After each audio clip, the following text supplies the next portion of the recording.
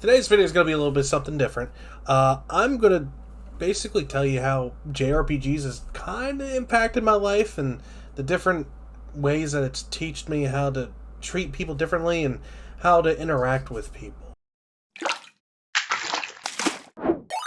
So to begin with, for those who don't know what JRPGs are, they're Japanese role-playing games, and role-playing games go from, stuff like Final Fantasy, or, stuff like Fallout, or other different types of things of genres, and I'm pretty sure you've seen from all the different videos they're playing, but role-playing games are all over the place. Goes from way back when, like Fable, and all the earlier stuff from my childhood and stuff. I'm not saying they're like the first ones, but back from then, and role-playing, Pokemon's a perfect example for those. That's just another wonderful thing that's been brought up as a role-playing game. But JRPGs, to me, have impacted me. There's 3 different phases. One, the most recent one, back there, Trail of Cold Steel, Persona 5, and then Persona 4. I went backwards, so it's actually Persona 4, Persona 5, and then Trail of Cold Steel. So let me basically talk about Persona 4 first. Persona 4 came into a part in my life that I didn't know who I was. I didn't really know who my friends were. I was scared to make friends. I was all over the place. Well, as I naturally progressed along playing Persona 4, I realized that friends will come along and they won't leave you. It doesn't matter what your quirks are or what other problems you have. Everything makes you unique. They'll love and accept. Those are what true friends, and that's what the message of Persona 4 was. No matter where you are in life, you will find friends. They will come to you, and they will be lifelong friends. They don't care what you've gone through, how you did it, and, they're there to stick by your side no matter what. And it was something that changed my outlook and got me out of a big rut I was in my life.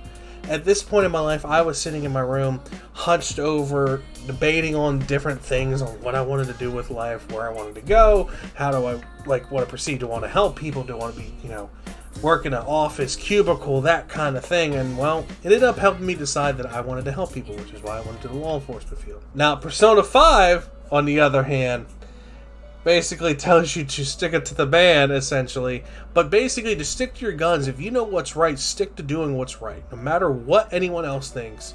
If it's the right thing, it will come out eventually and be recognized as the right thing.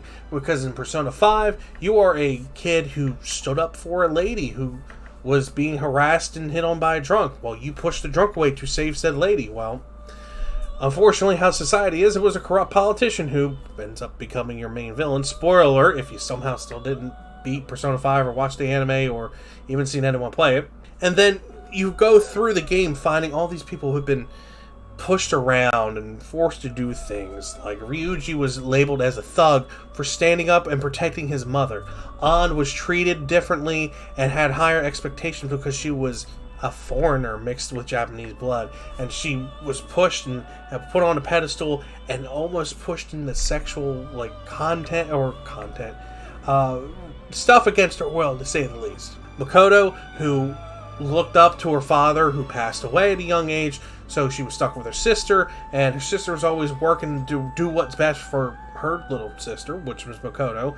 Meanwhile, Sai was just busy all the time, and Makoto said, this is, I guess, how life's supposed to go. And then one day she realized, no, I know what's right, and I'm not going to sit here and protect these guys, and I'm not going to give in to what they want. I'm going to do the right thing. Then there was Yusuke, who did art for this guy. He thought, my teacher, this teacher taught me everything, and he has done so much for me, and he's stuck in a slump, so I'm going to give him everything and let him take credit for my work to help him keep on going.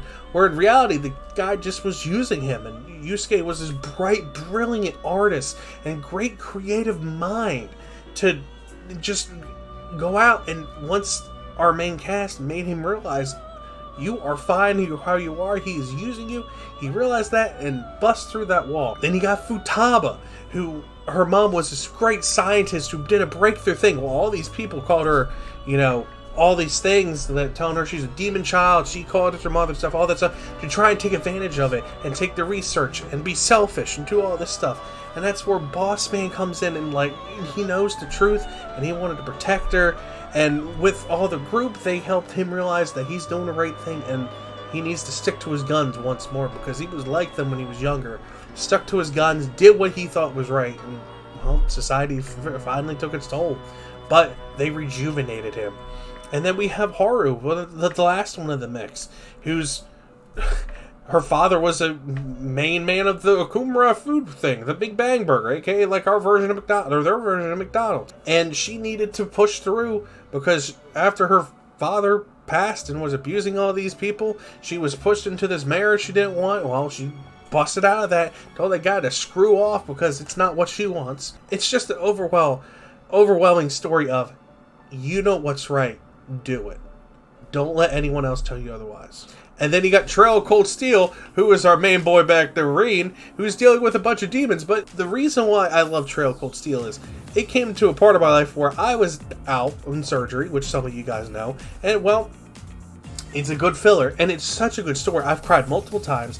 The story, the story writing of it is fantastic. The graphics, well, they're 2013, 2014 graphics, so, I mean, they're good for the time. But the gameplay is pretty solid. I enjoy it. But the overall story inspired me to start writing my own book. And I'm taking bits and pieces from that and other pieces of literature I've read, and I'm writing my own book on the side, just to kill time. But it's a very influential thing, and it's a very good story of people from different social classes coming together, and just, it doesn't matter. You take that stuff away, they realize people are people. Doesn't matter if they're even a higher standard or stuff like that. There's a lot of good underlying tones to it.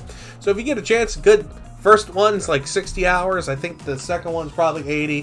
Third one's 100, and I would say the fourth one's 120 hours. Yeah, it's a lot of hours, but there's, in the grand scheme of things, you probably put about 1,000 hours into Call of Duty Warzone or Apex or Valorant. So that is like nothing in the retrospect. What I'm trying to say is, JRPGs are a very good way on teaching a story. And I, personally, the Persona games are one of the best ways to teach people how to get over stuff or go through things. The best examples I can give. Yeah, Persona 1 and 2 were pretty good, but the best messages that they offered. Persona 3 was talking about how to deal with death and overcome it. Persona 4 was finding who you are and your true self. Persona 5 was you'll find your friends and you will do the right thing. Don't let other people tell you what's right and what's wrong. Let you decide what is right and go forth with it. And there are plenty other JRPGs out there. There's the Tale of Symphonia series, or the Tale series. There's Pokemon. There's, I guess, Legend of Zelda, I guess, is one. The Breath of the Wild stuff. Final Fantasy is a good one. Elder Scrolls is a good RPG. Well, it's not JRPG, it's an RPG. But you get what I'm saying. There's a lot of good things out there. But in retrospect, JRPGs, in my opinion, are better, and they teach better lessons, and they give better stories. They're well thought out, well played. Most of them. I'm not going to say every single one of them. I've played some bland JRPGs that I've forgotten about. I think there was one on the Switch that I owned that I don't... Shining something? I don't remember what it is. But overall, JRPGs are good, and they teach different lessons. I will get my kids to play Persona and some other games like that, because it gets messages along. But I also believe they will appear in your life at the right place at the right time, just like Persona 4 and Persona 5 did. They appeared in my life at the right time, giving me the right messages, which is what I needed to get through what I was dealing with.